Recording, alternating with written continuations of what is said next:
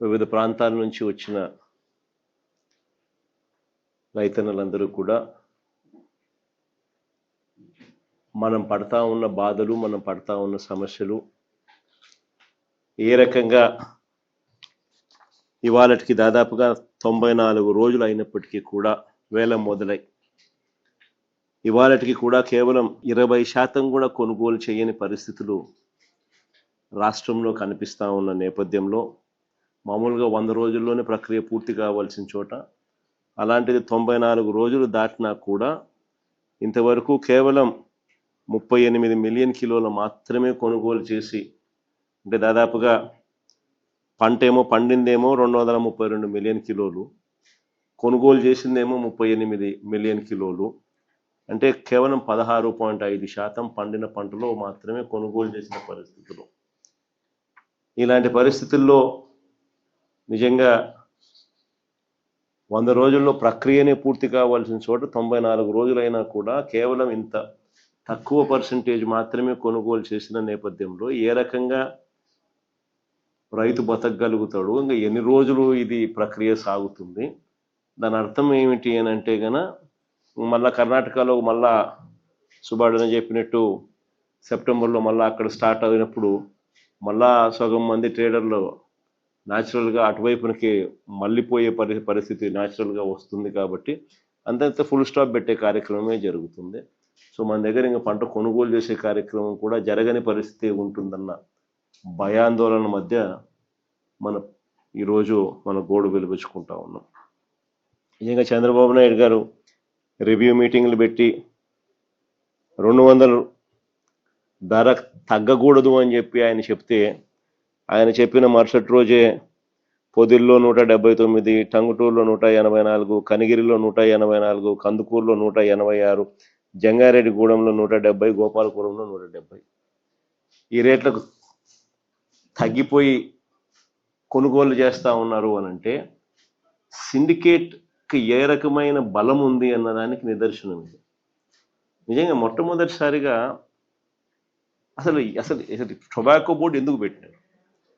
Tobacco బోర్డులో రైతులకు మంచి జరగాలి అనే ఉద్దేశంతో వ్యాపారులను ఒక ప్లాట్ఫామ్ మీదకి తీసుకొచ్చి ఆ ప్లాట్ఫామ్లో వివిధ రకాల వ్యాపారాలు పార్టిసిపేట్ చేస్తే ఆ వ్యాపారులు పార్టిసిపేట్ చేసిన నేపథ్యంలో కాంపిటీషన్ క్రియేట్ అవుతుందని, తద్వారా రైతులకు మేలు జరుగుతుందనే ఉద్దేశంతో టొబాకో బోర్డు అనేది క్రియేషన్ అనేది జరిగింది. కానీ చంద్రబాబు నాయుడు గారి ప్రభుత్వ పుణ్యాన ఏ రకంగా పరిస్థితి మారిపోయిందని అంటే, చంద్రబాబు నాయుడు గారు అధికారంలోకి వస్తూనే ఈ సిండికేట్కి అందరికీ కూడా కొమ్ములు వస్తాయి. సిండికేట్ మొత్తం ఏకమయ్యి చంద్రబాబు నాయుడు చెప్పేది మాత్రం చెప్తా ఉంటాడు, మనం చేసేది మనం చేస్తూ ఉంటాం అనే ధైర్యము ఈ పంటే కాదు, ఆక్వా పంటకైనా అంతే, ఈ పంటకైనా అంతే, ఏ పంట అయినా అంతే. దళారీల వ్యవస్థనే నడుస్తూ ఉంది. వెంటనే ధరలు పతనమైపోయి చివరికి ఈ రకమైన దారుణమైన రేట్లకు పడిపోయిన పరిస్థితులు కనిపిస్తూ ఉంది.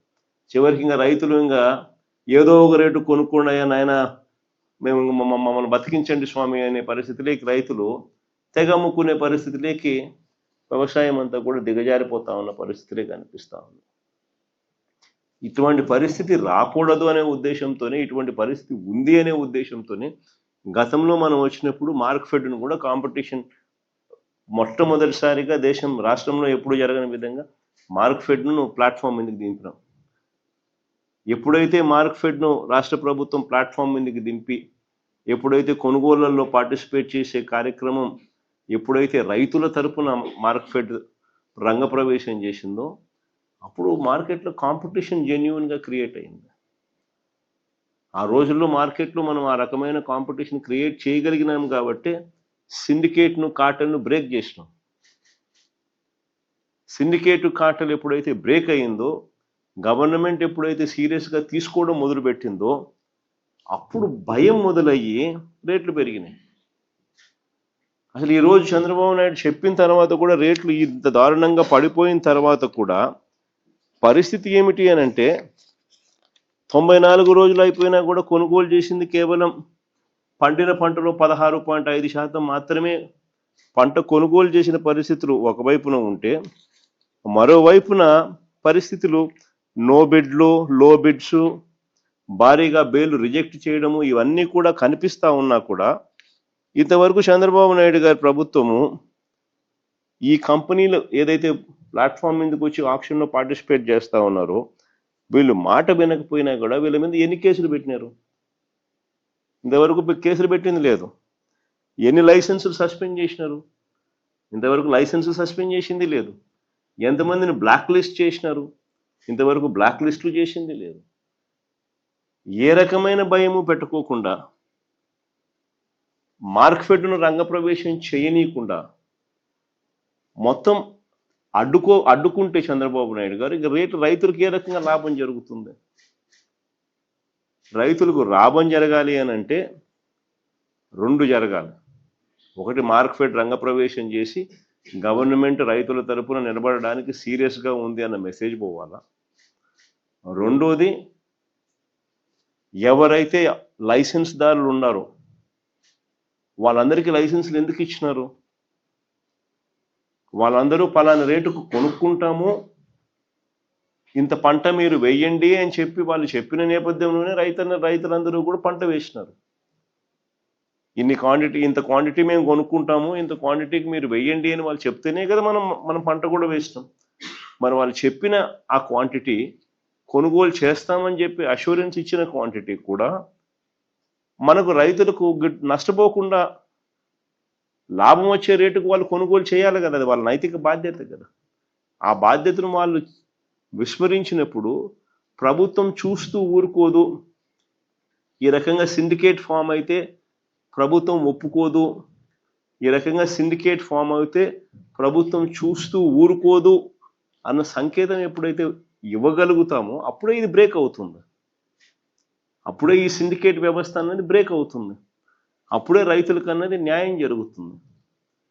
చంద్రబాబు నాయుడు గారి ఆధ్వర్యంలో ప్రభుత్వం నడుస్తూ ఉన్నప్పుడు ఎప్పుడూ జరగదు. 5 సంవత్సరాలు వరుసగా పక్కన తెలంగాణకు 100 మీటర్ల దూరంలో మన ఆంధ్ర ఉంది. పక్కన తెలంగాణలో ఆయిల్ ఎక్స్ట్రాక్షన్ రేట్ 18.9% ఉంటే ఆంధ్రాలో ఆయిల్ ఎక్స్ట్రాక్షన్ శాతము 14% చిల్లర పెడతారు. క్లియర్ కట్గా 100 మీటర్లు అవుతున్న ఒక ఫ్యాక్టరీలో ఆ మేరకు ఆయిల్ ఎక్స్ట్రాక్షన్ రేటు బెటర్గా పెట్టి రైతులకు బెటర్ రేట్ అక్కడ వస్తూ ఉన్నా, ఆంధ్రాలో 5 సంవత్సరాలు చంద్రబాబు నాయుడు హయాంలో ఆయిల్ ఎక్స్ట్రాక్షన్ పర్సంటేజ్ తగ్గించి రైతులు నష్టపోయేలా చేసినాడు. పట్టించుకునే నాతులు లేడు. తెలిసినా తెలియనట్టుగా ఓహో అన్నట్టుగా రైతులు నష్టపోనిలే అన్నట్టుగా వ్యవహరించిన తీరు ఇవన్నీ ఎప్పుడు చెక్కుపడినాయి? రైతులు ఎప్పుడు నష్టపోకూడదు, రైతు చల్లగా ఉంటేనే రాష్ట్రం బాగుపడుతుంది, రాష్ట్రం బాగుండాలి అని అంటే రైతు ముఖంలో చిరునవ్వు ఉంటేనే రాష్ట్రం బాగుంటుంది అని చెప్పి ఒక రైతు పక్షపాత ప్రభుత్వంగా మనం వచ్చినప్పుడు మాత్రమే ఈ మార్పులు జరిగినాయి.